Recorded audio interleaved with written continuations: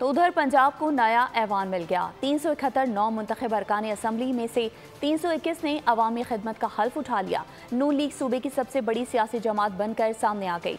सिंध में peoples party के मुकाबले में दूर दूर तक कोई नहीं है। 113 जियालों के अरकान के दरमियान MQM 36 नशिस्तों के साथ दूसरे नंबर पर है। पंजाब का ऐवान 371 अरकान, 321 पर लीगी बिराजमान। सुन्नी इत्तेहाद कौंसिल 105 नशिस्तों के साथ दूसरे नंबर पर। 13 जियाले अरकान मरियम नवाज के हक में आवाज उठाएंगे।